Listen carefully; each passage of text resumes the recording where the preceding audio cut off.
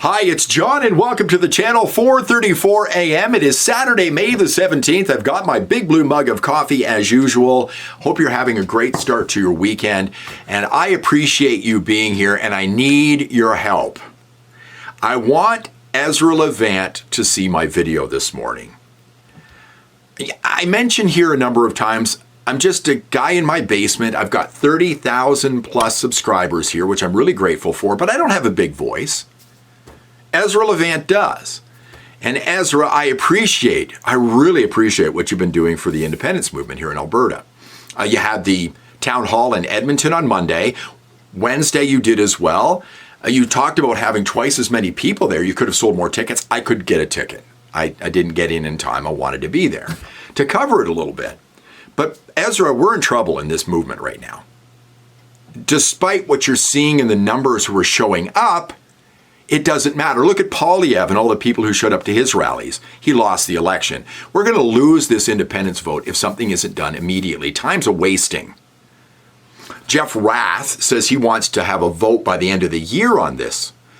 Danielle Smith promises it in 2026 if the number of signatures are gained. Time is a wasting. That's not a lot of time, and nobody is leading this movement right now. It's in trouble. 13 days ago, I was way ahead on this. Other people are starting to talk about this now. I was way ahead on this. On the 4th of May, the day after I was at the Independence rally in Edmonton, I did this video right here. And how much I was worried that we didn't have a leader. This is what I had to say about the three people at the time who were speaking about independence. There are more now, but Jeff Rath, Cameron Davies from the Republican Party of Alberta, Jeevan Mangat from the Wildrose Independence Party. I said this in that video. We need a leader. That's my concern. I don't want to piss this opportunity away. You don't either. So we need to put pressure on the people who are right now part of this movement, the men I mentioned, and have them get together and find someone they know that can lead this movement who has a big name, a big face, and a big voice. Ezra, do you see anybody who's heading up this movement? Is there a plan to get somebody?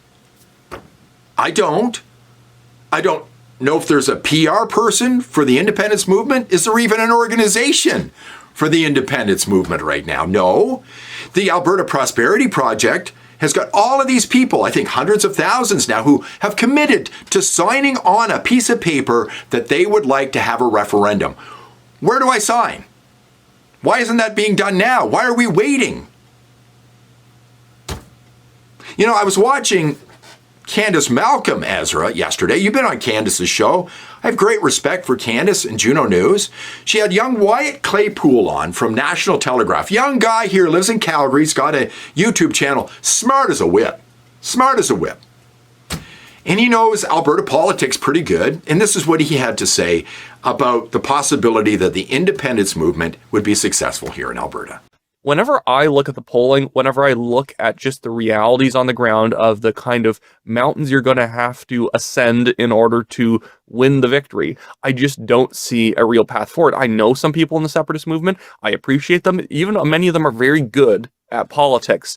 But you need to have like 1,000 people around the province organizing who are fantastic at politics to get something like this across. And I don't even think at this point they maybe would even win in the rural areas at this point. Ezra, is young Mr. Claypool correct? Yeah, he's right. We need thousands of volunteers helping with this organization, but there's no organization. He goes on to say that retirees aren't going to vote for independence. They're happy in their houses. They've got their pensions. Everything's fine for them. They're the elbows up people who voted for Mark Carney. He goes on to say immigrants aren't going to vote to leave. They're just happy to be in Canada.